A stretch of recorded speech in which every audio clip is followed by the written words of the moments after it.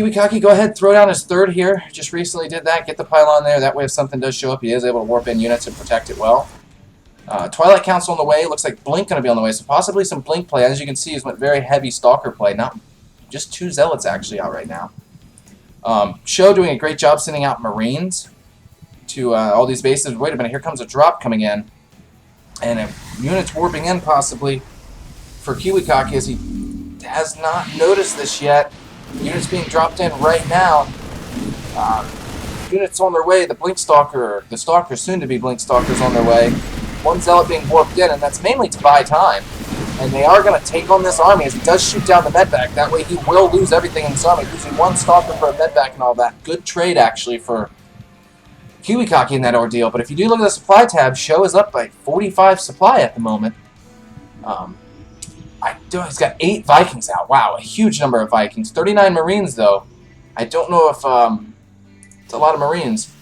1922 Marauders, mainly, basically. It must be mainly Marauder production. Mobius Reactor, so he's looking to get some ghosts out to EMP those sentries. And it looks like this is the timing he's looking for, as he is pushing to the center of the map. And it looks like KiWiKaKi sending out a probe, just unbelievable game sense, like I said. Sending out a probe to know, yes, he is there. I better check that out. It looks like he did throw down a pylon up here to block the 4th. You know, I guess that's just that way he doesn't have to leave a unit there. I don't know if I necessarily agree with it, but KiWiKaKi's the pro. I'm not.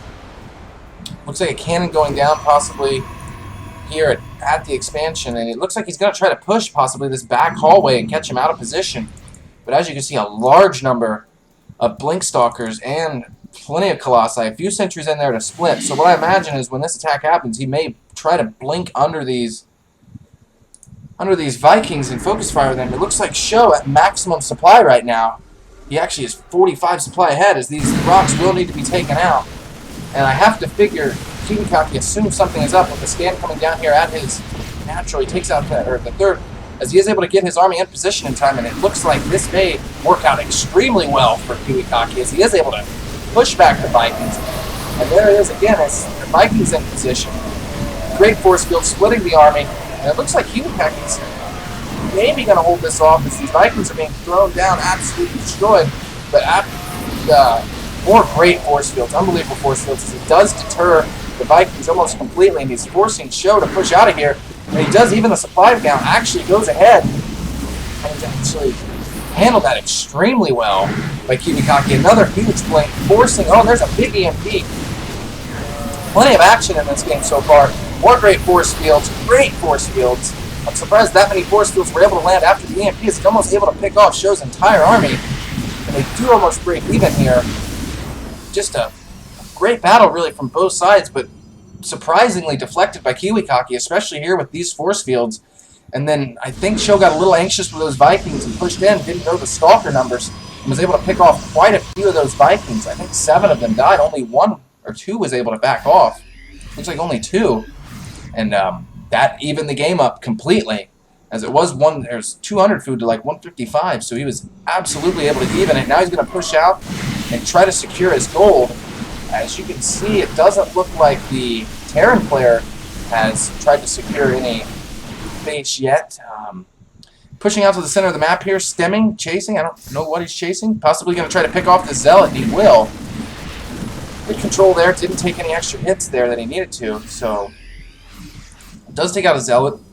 Take a look at the production tab. You already see +3 for KiWiKaKi. If there's one thing he's been absolutely phenomenal at, is the upgrades. You look at SjoW, he's only at 1-1. KiWiKaKi already completed +3 at the 20-minute mark of this game. As you can see, SjoW deciding to take a 4th, as KiWiKaKi does the same. So both of our players on even footing, but those upgrades, come to think of it, probably played a huge role in this battle. Hold that thought. It looks like SjoW's pushing forward again, as he is maxed. And it looks like more Vikings firing off shots, big EMPs, Zealots in the back. This doesn't look like it's going to go as well for KiWiKaKi, but those upgrades and the Zealots forcing everything back. Those upgrades are paying huge dividends at this juncture in the game. And it looks like, wow, unbelievably, he was able to hold that off. But those Vikings, after they kill the Colossus, happen to be useless. Especially against the primarily Stalker army.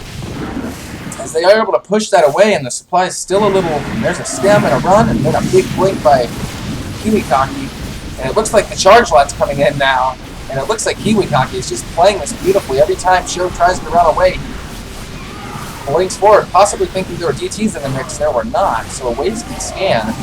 Maybe he thought it was an observer. But it looks like another wave of Stalkers and Sentries coming in, and another big Colossi popping out. That's going to force the runaway. And it looks like KiWiKaKi does a good job of not making so many Colossi that SjoW has to build Vikings, but the occasional Colossi to keep him true, and the great damage from the Colossi. Dark Shrine going down at the moment for KiWiKaKi. Big probe transfer, 14 of them on the way over here.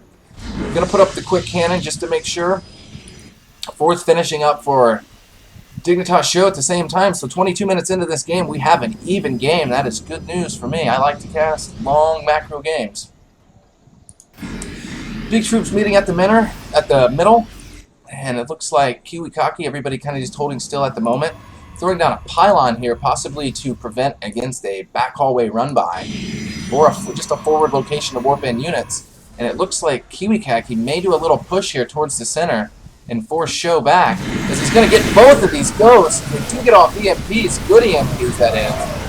As you can see, it looks like this battle with more Zealots coming in, and it looks like SjoW probably, every time I think SjoW's going to get ahead, it's just more units shooting in for KiWiKaKi, and now he's actually, for the first time in the game, fallen behind in supply by a pretty large margin, having to stem twice just to get away. And then actually going to take down one Stalker, but was the stem worth it? I don't know. A lot of energy out of those medbacks. And you can see dual gas coming down here, one Harvester in each. He'll probably transfer more over when he has time. 7 Marauders, almost a purely Marauder force, just Marauder Viking at the moment. Templar Archives going down right now for KiWiKaKi, so possibly some Storm play. Without the Criterion Amulet, I don't know if they're as great as they used to be, but as long as you warp them in prior to battle, they do their purpose, and I think they're a great thing to have at natural expansions and thirds and fourths to prevent against drop play.